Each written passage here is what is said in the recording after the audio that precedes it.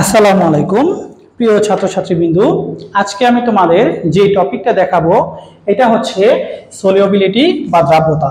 গুণগত রসায়ন অধ্যায়ের একটা টপিক এটা। আচ্ছা, এই দ্রাব্যতা বোঝার আগে আমাদের যে পার্টটা বুঝতে হবে এটা হচ্ছে দ্রবণ। ধরো আমরা একটা দ্রাবকের মধ্যে কিছু পরিমাণ দ্রবণ নিলাম, তাহলে দুইটা একত্রিত হয়ে কি উৎপন্ন করবে? দ্রবণ উৎপন্ন করবে। আমরা एग्जांपल হিসেবে নিলাম দ্রাবক মানে পানির মধ্যে কিছু পরিমাণ সোডিয়াম ক্লোরাইড অর্থাৎ খাবার লবণ নেওয়া হলো, যে শরবতটা উৎপন্ন হবে এটা হবে কি? দ্রবণ। আচ্ছা, এখন আমরা যদি 120 গ্রাম ইথানল মানে অ্যালকোহল এটার মধ্যে 30 গ্রাম পানি নেই, তাহলে এই যে দ্রবণ উৎপন্ন হবে এই দ্রবণের মধ্যে কোনটা দ্রব হবে কোনটা দ্রাবক হবে এটা আমরা চিনব কিভাবে? কারণ এটার ক্ষেত্রে এটাও কিন্তু লিকুইড আর এটাও কিন্তু লিকুইড, দুইটাই কিন্তু তরল অবস্থায় আছে, তাহলে এখন এই দ্রবণের মধ্যে কোনটা দ্রব হবে কোনটা দ্রাবক হবে আমরা চিনব কিভাবে?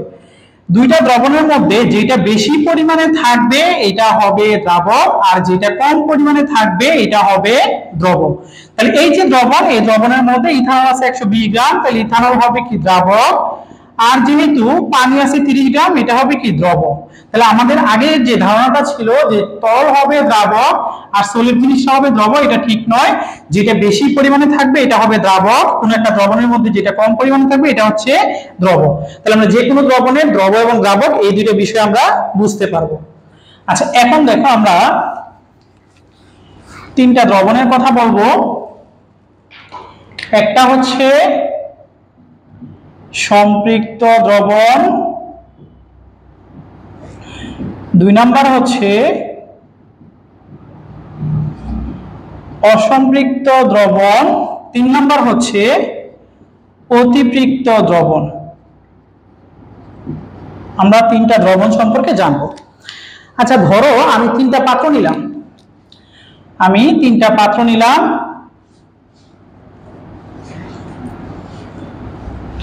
প্রত্যেকটা পাত্রে আমি 120 গ্রাম করে পানি রাখবো। প্রত্যেকটা পাত্রে আমি পানি রাখলাম 120 গ্রাম, এটাতে আমি পানি রাখলাম 120 গ্রাম, এই পাত্রে আমি পানি রাখলাম 120 গ্রাম।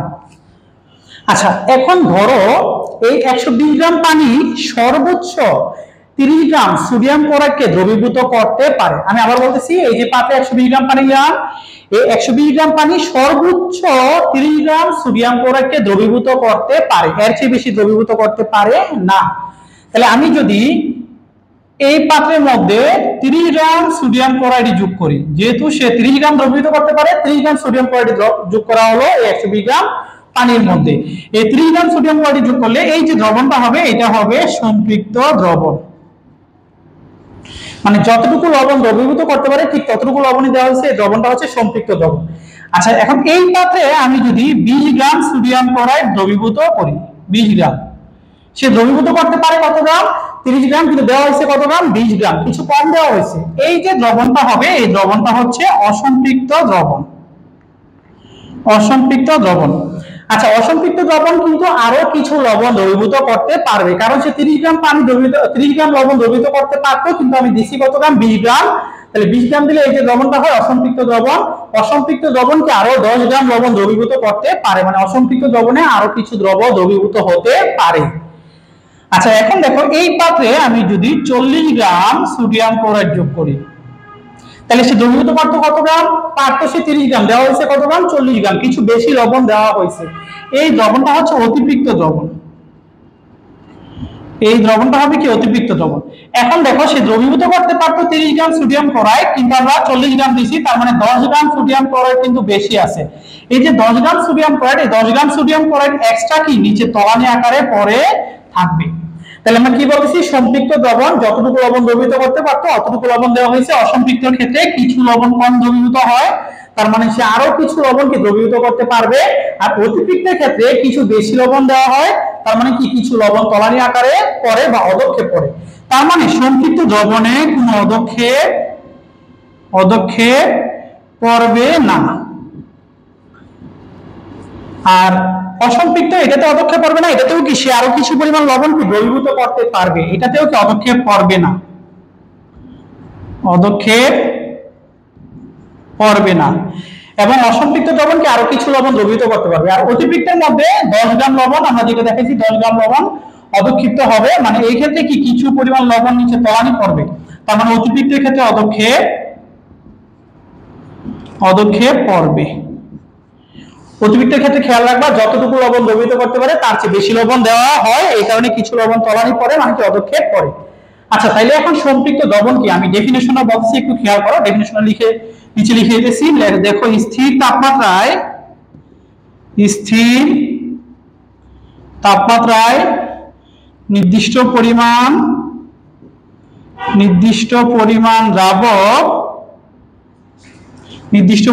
দ্রাবক যে পরিমাণ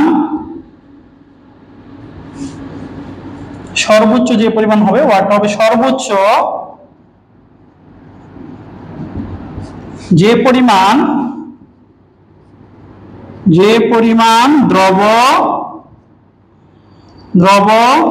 দ্রবীভূত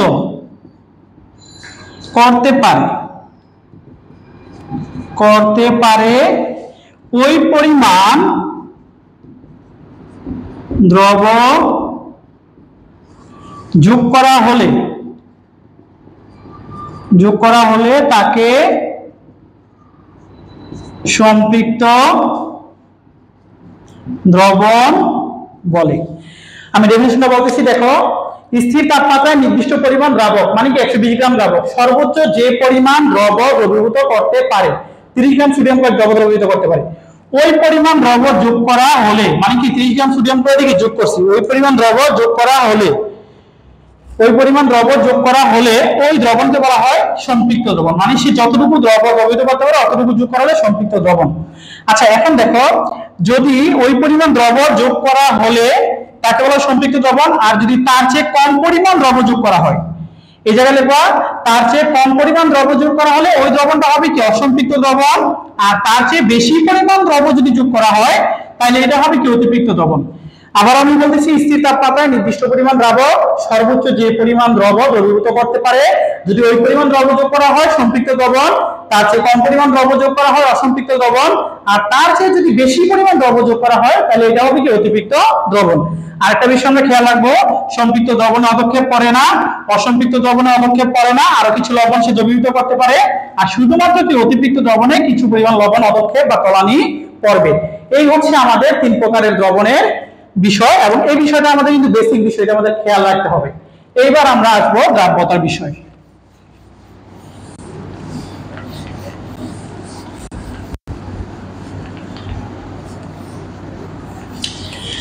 দ্রাব্যতার ডেফিনিশন আমি লিখতেছি, একটু খেয়াল করো। স্থির তাপমাত্রায়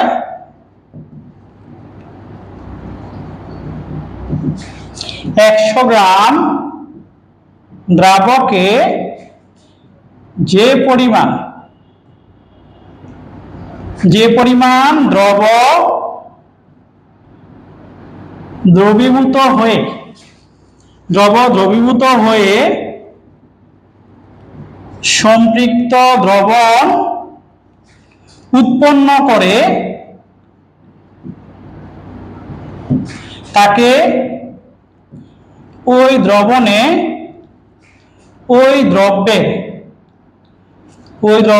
দ্রবের দ্রাব্যতা বলে। এটা হচ্ছে ডেফিনিশন। আচ্ছা, ডেফিনিশনে খেয়াল করো কি বলছে, স্থির তাপমাত্রায়, মানে কি তাপমাত্রা ফিক্সড নির্দিষ্ট থাকবে, প্রথম কথা কিন্তু আমাদের স্থির তাপমাত্রায়, তার মানে তাপমাত্রা পরিবর্তন করা হলে কি দ্রাব্যতা পরিবর্তন হয়। আচ্ছা, 100 গ্রাম দ্রাবকে যে পরিমাণ দ্রব দ্রবীভূত হয়ে সম্পৃক্ত দ্রবণ, কোন দ্রবণ হবে? সম্পৃক্ত দ্রবণ। দ্রাব্যতার ক্ষেত্রে দ্রবণ অবশ্যই কি হবে? সম্পৃক্ত দ্রবণ হবে। সম্পৃক্ত দ্রবণ উৎপন্ন করে তাকে ওই দ্রবের দ্রাব্যতা বলে। দ্রাব্যতা কার হয়? দ্রবের হয়, ঠিক আছে, দ্রবের হয়। তাহলে আমরা কি বলছি, স্থির তাপমাত্রায় 100 গ্রাম দ্রাবকে যে পরিমাণ দ্রব দ্রবীভূত হয়ে সম্পৃক্ত দ্রবণ উৎপন্ন করে তাকে ওই দ্রবের দ্রাব্যতা বলে। আচ্ছা, এখন আমরা ধরে নিই কোন একটা দ্রবণের ভর, ক্যাপিটাল M গ্রাম, হ্যাঁ, আর এই দ্রবের ভর আমরা ধরে নিলাম স্মল m গ্রাম। আচ্ছা, তাহলে দ্রাবকের ভর কি হবে? আমরা জানি দ্রাবকের ভর কি, দ্রবণ কি হয়, দ্রাবক প্লাস দ্রব সমান সমান হয় দ্রবণ। তার মানে দ্রাবকের ভর কি হবে, দ্রবণ থেকে দ্রব বাদ দিলে, দ্রবণ কি ক্যাপিটাল এম, এটা থেকে দ্রব বাদ দিলে কি আমরা পাবো, দ্রাবক পাবো। তাহলে আমরা এই জায়গা থেকে কি পাই, এই যে দেখো capital M minus small M কার ভর, দ্রাবকের ভর। এই capital M minus small M পরিমাণ দ্রাবকে কতটুকু দ্রব দ্রবীভূত আছে, দেখো তো স্মল এম গ্রাম দ্রব কি দ্রবীভূত আছে। আমি আবারও বলছি, এই যে ক্যাপিটাল এম মাইনাস স্মল, আমি যে তথ্যগুলো নিছি, দ্রবণের ভর ক্যাপিটাল এম, দ্রবের ভর স্মল এম, আর দ্রাবকের ভর কি দ্রবণ মাইনাস দ্রব, মানে capital M minus small M হচ্ছে দ্রাবকের ভর। এই তথ্য থেকে এই পরিমাণ দ্রাবকের মধ্যে দ্রব দ্রবীভূত হয়েছে কতটুকু, স্মল এম পরিমাণ দ্রব দ্রবীভূত হয়ে দ্রবণ উৎপন্ন করছে। তাহলে 1 গ্রাম পানির মধ্যে বা দ্রাবকের মধ্যে কতটুকু, capital M minus small M gram. আর 100 গ্রাম 100 গ্রাম পানিতে কতটুকু দ্রবীভূত থাকবে, উপরে কি হবে small M into 100 by capital M minus small M, এতটুকু দ্রবীভূত থাকবে।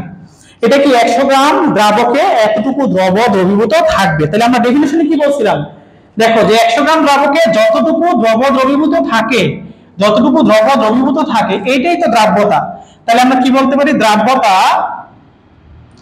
S ইকুয়াল টু কি লেখা যায়, small M capital M minus small M into কি 100, অথবা এটাকে কি লেখা যায় দেখো তো, স্মল এম কার ভর, দ্রবের ভর বাই কি দ্রাবকের ভর ইনটু 100, এটা হচ্ছে কি দ্রাব্যতা। ভালো করে খেয়াল করো, দ্রাব্যতা S ইকুয়াল টু কি, আমরা এই জায়গাতে কি পাই, 100 গ্রাম পানিতে এতটুকু দ্রব দ্রবীভূত থাকে, small M by capital M minus small M, মানে কি দ্রবণের ভর মানে দ্রবের ভর সমান দ্রাবকের ভর, উপরে কি দ্রবের ভর ইনটু 100, এটাই হচ্ছে দ্রাব্যতা। আচ্ছা এখন দেখো দ্রাব্যতার একক, আমরা এই জায়গায় দ্রাব্যতার এককের বিষয়টা ক্লিয়ার করে ফেলি। দ্রাব্যতার এককটা কি হবে, আচ্ছা এত গ্রাম কি দ্রব দ্রবীভূত আছে, এই যে অ্যানসারটা পাবো, এই এত গ্রাম দেখো ডেফিনিশন থেকে 100 গ্রাম পানির মধ্যে কি এত গ্রাম দ্রব দ্রবীভূত থাকবে। তার মানে কি এত গ্রাম দ্রব দ্রবীভূত থাকবে কতটুকুর মধ্যে, 100 গ্রাম দ্রাবকের মধ্যে, তার মানে কি 100 গ্রাম পানির মধ্যে। এই গ্রাম বাই 100 গ্রাম পানি, এটাই হচ্ছে কি দ্রাব্যতার একক।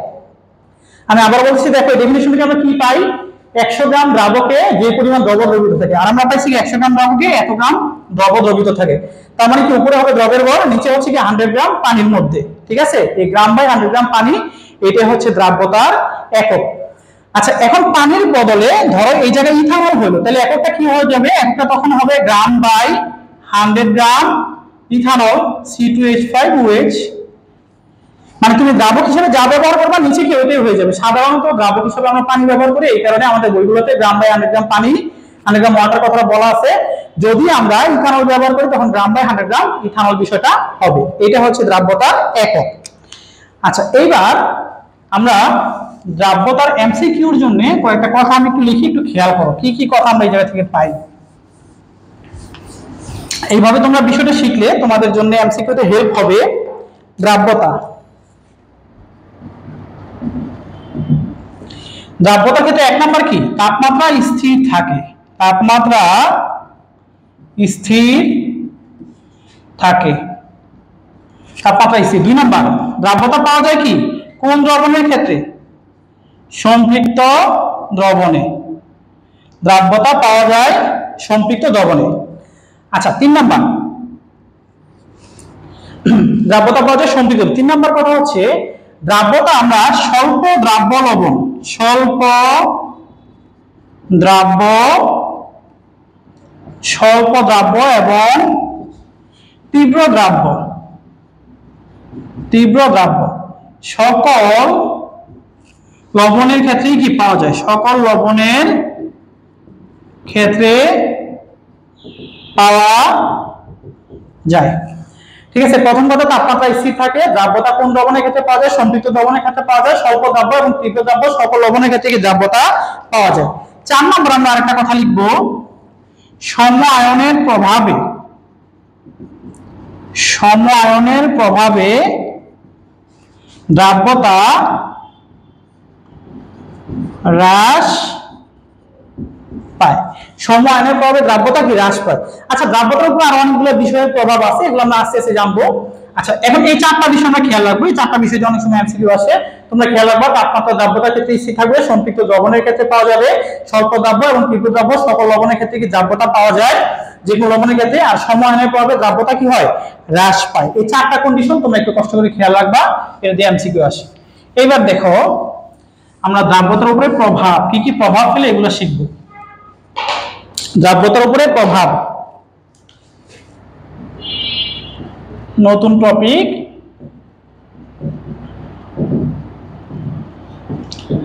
দ্রাব্যতার উপরে বেশ কয়েকটা বিষয় প্রভাব ফেলে। এক নম্বর হচ্ছে তাপমাত্রার প্রভাব, দুই নাম্বার হচ্ছে চাপের প্রভাব। তোমরা এগুলো উঠায় ফেলো, এগুলো এমসিকিউর জন্য কিন্তু আসে, খুব ইম্পর্টেন্ট, এগুলো দিয়ে এমসিকিউ হয়। তিন নাম্বার হচ্ছে দ্রাবকের প্রকৃতি, দ্রাবকটা কেমন। তারপরে হচ্ছে দ্রবের প্রকৃতি, দ্রবের প্রকৃতি।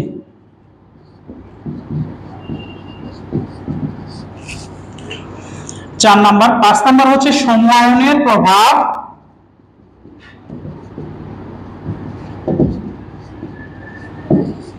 কিছু কিছু ক্ষেত্রে পিএইচ এরও প্রভাব রয়েছে, এগুলো আমরা পরে ব্যাখ্যা করবো আস্তে আস্তে ম্যাথের ক্ষেত্রে। তারপরে আরেকটা বিষয় আছে, জটিল যৌগ গঠনেরও কিছু প্রভাব রয়েছে। হ্যাঁ, জটিল যৌগ গঠন, এগুলো আমরা পরে আলোচনা করব। যদি এমসিকিউতে আছে, এখানে সবগুলো বিষয় উঠে দিলাম। দ্রাব্যতার উপরে কার কার প্রভাব রয়েছে, তাপমাত্রার প্রভাব রয়েছে, চাপের প্রভাব রয়েছে, দ্রাবকের প্রকৃতি রয়েছে, দ্রবের প্রকৃতি, সময়ায়নের প্রভাব আমরা একটা ডিটেইল বিষয় আলোচনা করব।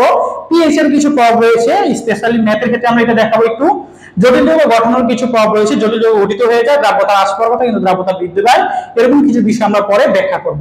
আচ্ছা, এখন স্পেশালি আমি প্রথম যে প্রভাবটা রয়েছে তাপমাত্রার প্রভাব, আজকের ক্লাসে আমরা তাপমাত্রার প্রভাবটা আলোচনা করব, বিশেষভাবে তাপমাত্রার প্রভাব আলোচনা করা হবে। তাহলে আমাদের আজকের টপিকটা কি, দ্রাব্যতার উপর তাপমাত্রার প্রভাব।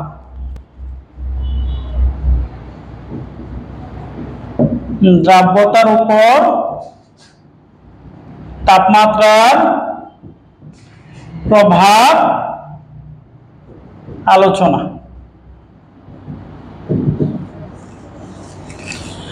আচ্ছা, এখন দ্রাব্যতার উপর তাপমাত্রা আলোচনার আগে আমি কয়েকটা বাস্তবিক একটু এক্সাম্পল বলি, তোমরা একটু খেয়াল করো। আচ্ছা, তোমরা ল্যাবে মানে প্র্যাকটিক্যালি যখন তোমরা লবণকে শনাক্তকরণ করতে যাইবা, ক্যাটায়ন অ্যানায়ন, ওই জায়গায় দেখবা যে তোমরা একটা কনিক্যাল ফ্লাক্সের মধ্যে অথবা একটা টিউবের মধ্যে তোমরা কি নিবা, লবণ নেও এবং কি পানি নেও। ঠিক আছে, পানির মধ্যে দ্রাবকের মধ্যে কিছু লবণ নেও। লবণ নেওয়ার পরে যে দ্রবণটা তৈরি হয়, দ্রবণটা তৈরি না হলে তোমরা 2 ফোঁটা ওই পাত্রের মধ্যে 2 ফোঁটা কি করো, হাইড্রোক্লোরিক অ্যাসিড দাও। অথবা তাতেও যদি ওই লবণটা দ্রবীভূত না হয়, তারপরে নিচে দিয়ে কি একটু হিট দেওয়া হয়, হিট দেওয়ার পরে কি লবণটা দ্রবীভূত হয়ে যায়। অর্থাৎ যখন তুমি লবণটা পানিতে দ্রবীভূত হচ্ছে না, তখন তুমি কি করতেছো, একটু হিট দিতেছো, মানে হিট দিলে, তাপ দিলে কি লবণটা দ্রবীভূত হয়ে যায়। তার মানে তাপমাত্রা বাড়াইলে লবণের দ্রাব্যতা কি হইতেছে, বৃদ্ধি পাইতেছে। আচ্ছা, আমি আগে একটা কথা বলি না, এতক্ষণ আমরা যে বিষয়গুলো পড়লাম, দ্রাব্যতা বলতে আমরা কি বুঝি। এক কথায় দ্রাব্যতা মানে হচ্ছে কোনো একটা লবণ বা কোনো একটা দ্রব পানির মধ্যে দ্রবীভূত হওয়া। যদি লবণটা বেশি পরিমাণে পানির মধ্যে দ্রবীভূত হয়, তার দ্রাব্যতা বেশি। যদি কম পরিমাণ লবণ পানির মধ্যে দ্রবীভূত হয়, তার দ্রাব্যতা কম। আচ্ছা, এর ভিতরে আমরা একটা এক্সাম্পল দিলাম যে টেস্ট টিউবে আমরা পানি নিলাম, কিছু লবণ নিলাম, লবণটা দ্রবীভূত হয় না, তখন আমরা 2 ফোঁটা হাইড্রোক্লোরিক অ্যাসিড দেই। তাতেও যদি দ্রবীভূত না হয়, আমরা একটু হিট দেই, হিট দিলে কি লবণটা দ্রবীভূত হয়ে যায়। তার মানে তাপমাত্রা যখন বাড়াচ্ছি, লবণ কি দ্রবীভূত হইতেছে, তার মানে দ্রাব্যতা বৃদ্ধি পাচ্ছে। আরেকটা বিষয় খেয়াল করো, ধরো তোমার বাসায় কোনো একজন গেস্ট আসলো, তোমার বাসায় শরবত বানানো হইলো, ওইটাতে চিনি ব্যবহার করা হয়েছে, শরবতটা টোটালটা খাওয়া হয় নাই। তুমি এই 1 গ্লাস শরবত যদি ফ্রিজে রেখে দাও, একটু পরে খোলার পরে দেখবা যে লবণটা একটু সরি এই শরবতটা একটু কেমন যেন ঘোলা হয়ে গেছে, মানে কিছু পরিমাণ চিনি নিচে তলানি আকারে পড়ে যায়। তো তুমি যখন এটা ফ্রিজ থেকে বের করবা, বের করার পরে চামচ দিয়ে নাড়ানো হয়, অর্থাৎ চিনিটা পানিতে দ্রবীভূত হয়, তারপরে কিন্তু এটা পরিবেশন করা হয়। তার মানে তুমি যখন ফ্রিজে দিছো, ফ্রিজের ভিতরে তাপমাত্রা কমে গেছে, কমে যাওয়ার পরে এই চিনিগুলোর দ্রাব্যতা কি কমে গেছে। এই কারণে এই চিনিগুলো কি নিচে তলানি আকারে অবক্ষেপ পড়ে যায়। ঠিক আছে, বের করে তারপরে তুমি যখন চিনি দিয়ে নাড়াইবা, চামচ দিয়ে নাড়াইবা, তখন আস্তে আস্তে তাপমাত্রা বাড়ে, এই চিনিগুলো কি দ্রবীভূত হয়। এক কথায় আমরা এই দুইটা এক্সাম্পল দিয়ে তোমাদেরকে বুঝাইতে চাইছি যে তাপমাত্রা বৃদ্ধি করা হলে দ্রাব্যতা কি হবে, বৃদ্ধি পাবে। আর তাপমাত্রা হ্রাস করা হলে দ্রাব্যতা কি হবে, হ্রাস পাবে। এই কথা আমরা এতক্ষণ বুঝাইছি। ওভারঅল আমরা তাপমাত্রা বৃদ্ধি করা হলে দ্রাব্যতা বৃদ্ধি পায়, তাপমাত্রা হ্রাস করা হলে দ্রাব্যতা হ্রাস পায়। এটা হচ্ছে ওভারঅল একটা ব্যাখ্যা দ্রাব্যতা। এখন দেখো আমরা স্পেশালি কিছু লবণের ক্ষেত্রে দ্রাব্যতা আলোচনা করব। আমরা এই লবণগুলোকে কয়েকটা টাইপে আমরা ভাগ করতেছি। দেখো, ধরো নাইট্রেট লবণ, যেমন potassium nitrate, lead nitrate, ammonium nitrate, ammonium chloride, magnesium sulphate. এটা হচ্ছে একটা টাইপ, ঠিক আছে। আচ্ছা, 2 নাম্বার টাইপ। 2 নাম্বার টাইপে আমরা নিব হচ্ছে ক্যালসিয়াম হাইড্রোক্সাইড, তারপরে হচ্ছে calcium sulphate, sodium hydroxide, caesium sulphate. 3 নম্বর টাইপে আমরা নিব সোডিয়াম ক্লোরাইড। 4 নম্বর টাইপে আমরা যে লবণটা নিব এটা হচ্ছে গ্লোবাল লবণ, সোডিয়াম সালফেট 10 অণু পানি। এই 4টা ভাগে আমরা লবণগুলো বিভক্ত করলাম। এটা একটু তোমরা উঠাই নাও, খুবই ইম্পর্টেন্ট একটা বেসিক বিষয় আমরা বুঝাবো, এটা ভালো করে বুঝতে হবে, এটা একটু উঠাই নাও। আচ্ছা, প্রথম আমি যে লবণের স্তরটা নিলাম, 1 নম্বর বিষয়টা নিয়ে আমরা এখন আলোচনা করব। কি কি লবণ নেওয়া হয়েছে? Potassium nitrate, lead nitrate, ammonium nitrate, ammonium chloride, magnesium sulphate. আমি শুধু পটাশিয়াম নাইট্রেট বলবো, কিন্তু তোমরা সবগুলো বুঝে নিবা। দ্বিতীয়টা আলোচনার ক্ষেত্রে আমরা ক্যালসিয়াম হাইড্রোক্সাইড বলবো, সবগুলো বুঝে নিবা। সোডিয়াম ক্লোরাইড আর গ্লোবাল লবণ হচ্ছে সোডিয়াম সালফেট 10 অণু পানি। আচ্ছা, আমরা এটা মুছে দেই, তারপরে আস্তে আস্তে আমরা বুঝাই। হ্যাঁ, এখন দেখো, 1 নম্বর যে আলোচনা ছিল এটা ছিল পটাশিয়াম নাইট্রেট। এই লবণটার ক্ষেত্রে আমরা যদি তাপমাত্রা বৃদ্ধি করি দ্রাব্যতা বৃদ্ধি পায়। এই ক্ষেত্রে তাপমাত্রা বৃদ্ধি করে দ্রাব্যতা বৃদ্ধি পায়। আচ্ছা, একটা পাত্রে ধরো আমি কিছু পানি নিলাম। এখন রুম টেম্পারেচার 25°C রয়েছে। এখন আমি এই জায়গায় যদি এই পটাশিয়াম নাইট্রেট লবণটা নেই, দেখা যাবে এই পাত্রের তাপমাত্রা 25 থেকে কিছু কমে যাবে, কমে ধরো 22° হয়ে গেল। মানে এক কথায় তাপমাত্রা কমবে, কমে 22° হয়ে যাবে। তার মানে এই যে লবণটা পানিতে দ্রবীভূত হইতেছে, এই ক্ষেত্রে যে তাপের চেঞ্জ হচ্ছে, তাপটাকে হ্রাস পাইতেছে। তার মানে লবণটা পানিতে দ্রবীভূত হওয়া একটা তাপহারী পদ্ধতি। আচ্ছা, তাপহারী পদ্ধতিতে যে দ্রবীভূত হয় অথবা তাপ উৎপাদী পদ্ধতিতে যে দ্রবীভূত হয়, এটা দুইটা বাস্তবিক এক্সাম্পল বলি। তোমরা দেখবা যখন গ্লুকোজ আনা হয়, গ্লুকোজ বাজার থেকে আনা হয়, এটা তুমি যদি একটা টিনের গ্লাসে, একটা টিনের বা কোন একটা মেটালের গ্লাসে পানি নেও, তখন যদি তুমি গ্লুকোজটা দাও, তারপর তুমি টিনের গ্লাসটা যদি স্পর্শ করো, দেখবা টিনের গ্লাসটা একটু ঠান্ডা হয়ে গেছে, আগে সে একটু ঠান্ডা হয়ে যায়। তার মানে গ্লুকোজ যে পানিতে দ্রবীভূত হইতেছে, এটা একটা তাপহারী পদ্ধতি, কিছু তাপের প্রয়োজন। তখন এই টিনের গ্লাস থেকে সে কিছু তাপ নেয়, এখানে টিনের গ্লাসটা কি হয়ে যায়, ঠান্ডা হয়ে যায়। তার মানে এই যে গ্লুকোজ পানিতে দ্রবীভূত হওয়া একটা তাপহারী পদ্ধতি। আচ্ছা, আবার তুমি আরেকটা পাত্রে কিছু পানি নিলা, এই পানির মধ্যে কিছু চুন দিলা, ঠিক আছে, চুন দেওয়ার পরে চুন যে পানিতে দ্রবীভূত হয়, এক্ষেত্রে তুমি যদি উপরে হাত দাও, দেখবে যে প্রচুর তাপ উঠতেছে, হিট উঠতেছে।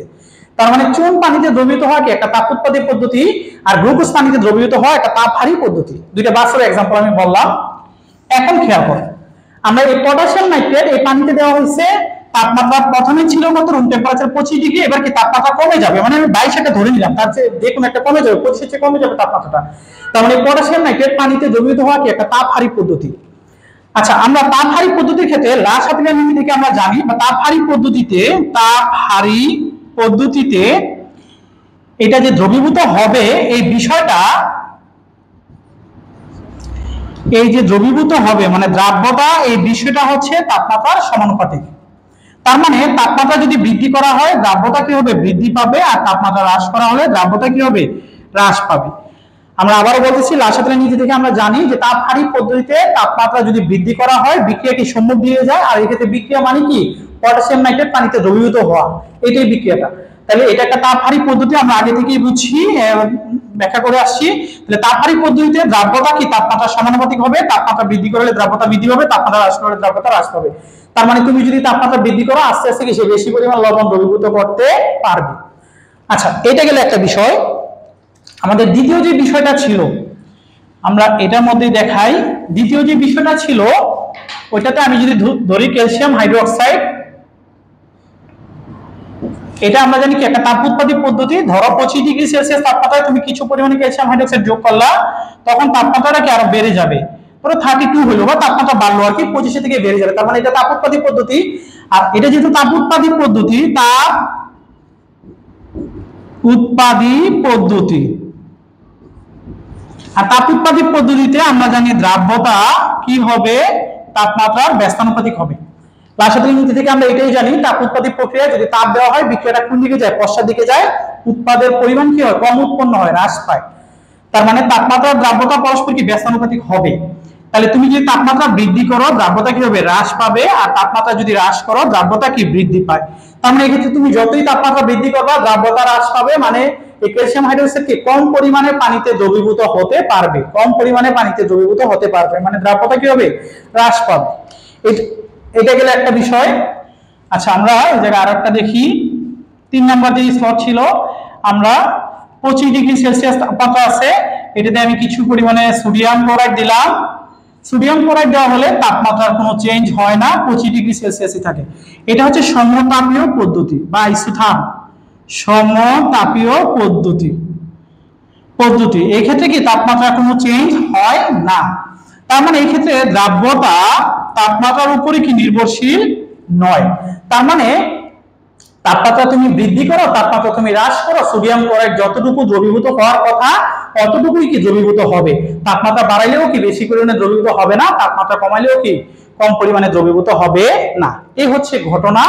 এখন আমরা এগুলোকে গ্রাফে রিপ্রেজেন্ট করব।